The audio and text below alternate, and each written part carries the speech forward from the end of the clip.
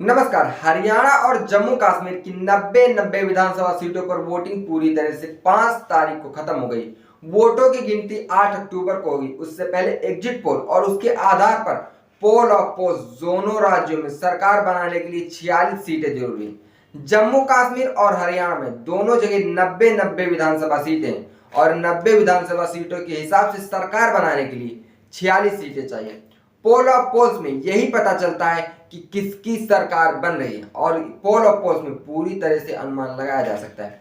Pole of poles के मुताबिक हरियाणा के 12 सर्वे में से कांग्रेस की सरकार बनती दिख रही है, जबकि पार्टी को 56 सीटें मिलने का अनुमान है। भारतीय जनता पार्टी बहुमत से काफी दूर है। भारतीय जनता पार्टी मात्र 27 सीटों पर ही सिमट सकती है। पोल ऑफ पोल्स के मुताबिक जम्मू कश्मीर के 10 पोल में से 5 नेशनल कॉन्फ्रेंस कांग्रेस गठबंधन की सरकार बनते हुए दिखाई दे रहे हैं, जबकि 5 में वह बहुमत से 10-15 सीट दूर दिख रहे हैं। पार्टी को 40 सीटें मिलने का अनुमान है। भारतीय जनता पार्टी भी 30 सीटें ला सकती है।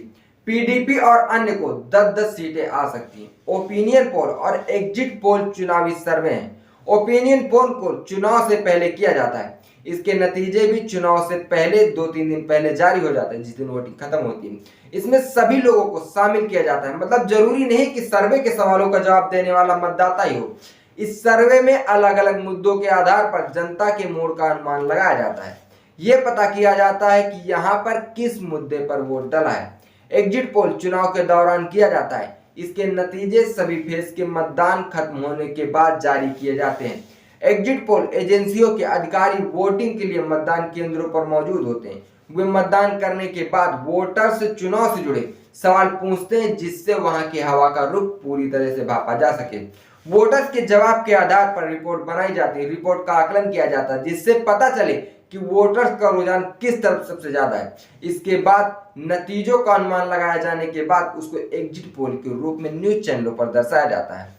अब हरियाणा और जम्मू कश्मीर दोनों जगह पर कांग्रेस की सरकार बनती हुई दिखाई दे रही और भारतीय जनता पार्टी बहुमत से बिल्कुल दूर है। ऐसे में आपको क्या लगता है, क्या भारतीय जनता पार्टी इस बार जीत की हैट्रिक लगाने से चूक रही है या फिर से एक बार एग्जिट पोल गलत साबित होंगे? इस बात का जवाब कमेंट बॉक्स में कमेंट करके जरूर दें। देखते रहिए हालचाल। जय हिंद।